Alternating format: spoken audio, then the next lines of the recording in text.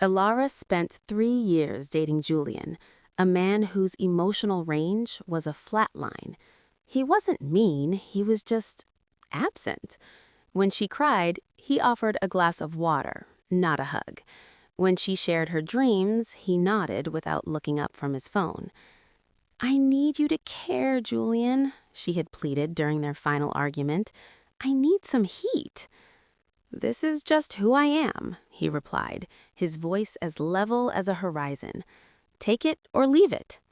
She left it, but the silence she stepped into was deafening. Instead of taking the time to learn how to be alone, Alara felt like a hollow shell. She was desperate to prove she was lovable, exciting, and worth the effort.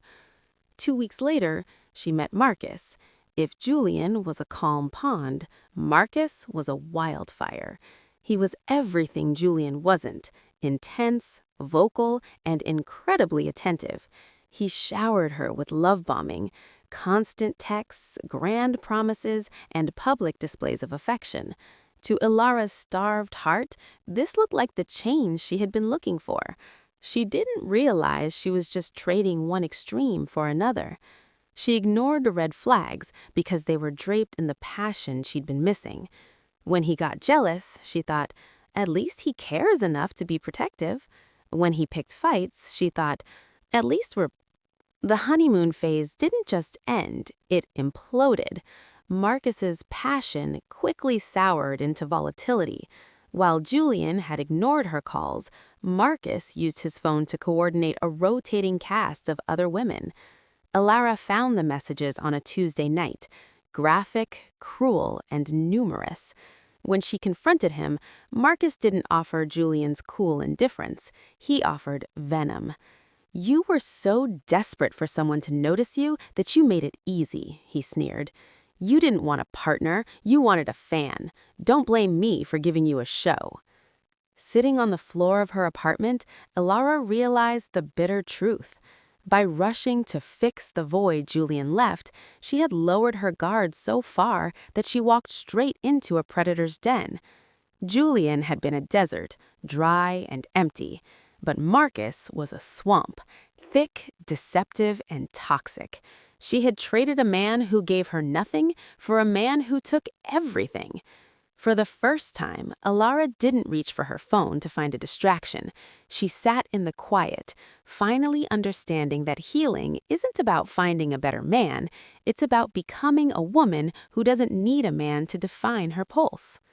For a full year, Alara went dark. She deleted the dating apps that had served as her emotional crutches. She stopped looking for her reflection in the eyes of men who didn't see her. She rediscovered things that belonged only to her. She learned that silence didn't have to be Julian's indifference, it could be her own peace. She wrote a list of non-negotiables. High on the list was consistency. She realized she didn't want a wildfire or a frozen pond. She wanted a steady hearth. She went to therapy to figure out why she felt she had to earn a man's attention. By the time she met David, she wasn't looking for a savior. She was just looking for a coffee.